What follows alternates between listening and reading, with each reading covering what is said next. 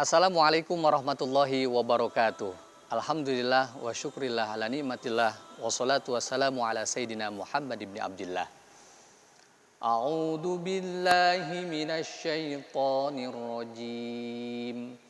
Bismillahirrahmanirrahim. Alhamdulillahi rabbil alamin. Ar-Rahmanir Rahim. Maliki yaumiddin. Iyyaka na'budu wa iyyaka nasta'in. Ihdinas siratal mustaqim. Siratal ladzina an'amta 'alaihim ghairil maghdubi 'alaihim waladdallin.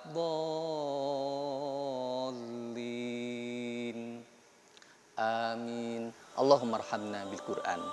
Sahabat Arsa, surah Al-Fatihah diturunkan di Mekah sebagai pembuka dalam Al-Quran. Terdapat 7 ayat di dalamnya.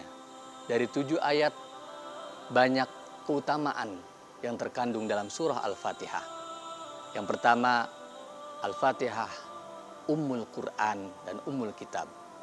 Yang kedua, As-Sab'ul Masani, 7 ayat yang dibaca berulang-ulang. Yang ketiga, Al-Quranul Azim, surah yang sangat agung dan mulia. Yang keempat, Syifa, sebagai obat dari segala penyakit. Yang kelima, Ruqyah, untuk mengobati dari segala macam bentuk penyakit.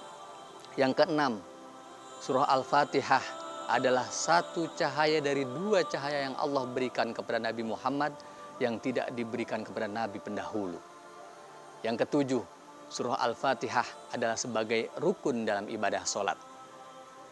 Yang kedelapan, surah Al-Fatihah sebagaimana kita berniat kepada Allah, berdoa kepada Allah Subhanahu wa Ta'ala dengan surah Al-Fatihah, insya Allah akan diijabah doa-doa kita. Dari sekian keutamaan surah Al-Fatihah, kita akan membahas bahwa surah Al-Fatihah adalah rukun dari ibadah sholat. Seorang hamba yang mendirikan ibadah sholat tidak akan sempurna sholatnya jika dia tidak membaca Ummul Quran suratul Fatihah, bahkan tidak sah sholatnya. Rasulullah SAW bersabda, "Man shalla sholatan lam yuqra fiha bi ummil Quran fahiya khidajun salasan ghair tamam." Barang siapa yang mendirikan sholat kemudian tidak membaca Ummul Quran suratul Fatihah, maka tidak sempurna, tidak sempurna, tidak sempurna. Abu Hurairah pernah ditanya, lalu bagaimana jika aku berada di belakang imam, aku menjadi makmum, apakah aku juga membaca surah Al-Fatihah? Abu Hurairah menjawab, bacalah Al-Fatihah itu dalam hati. Karena aku, kata Abu Hurairah, pernah mendengar Rasulullah SAW bersabda, Allah Subhanahu wa Ta'ala berfirman, Yaqulullahu Ta'ala qasamtus sholata baini wa baina abdi nisfaini. Fa nisfuha li, kata Allah, wa nisfuha li abdi wa li abdi ma sa'ala. Aku, kata Allah, membagi sholat menjadi 2 bagian. Bagian pertama untuk ku, kata Allah, dan bagian lainnya untuk hambaku. Wali abdi ma sa'ala, dan bagi hambaku apa yang dia minta. Dari hadis ini adalah surah Al-Fatihah ayat kelima yang berbunyi, Iyyaka na'budu wa iyyaka nasta'in.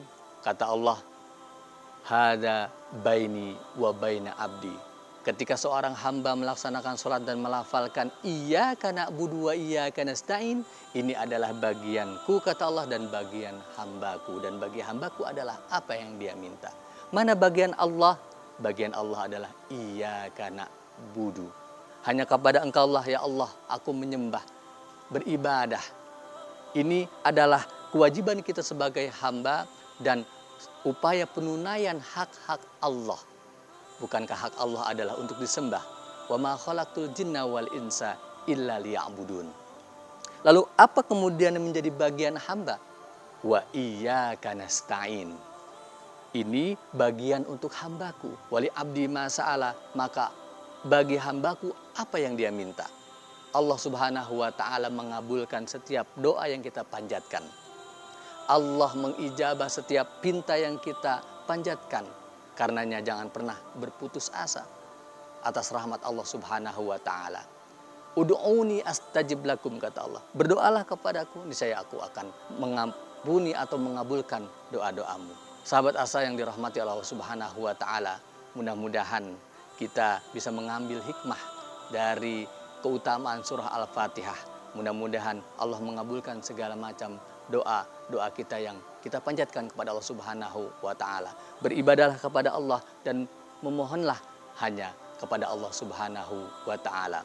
Akhirul kalam, wassalamualaikum warahmatullahi wabarakatuh.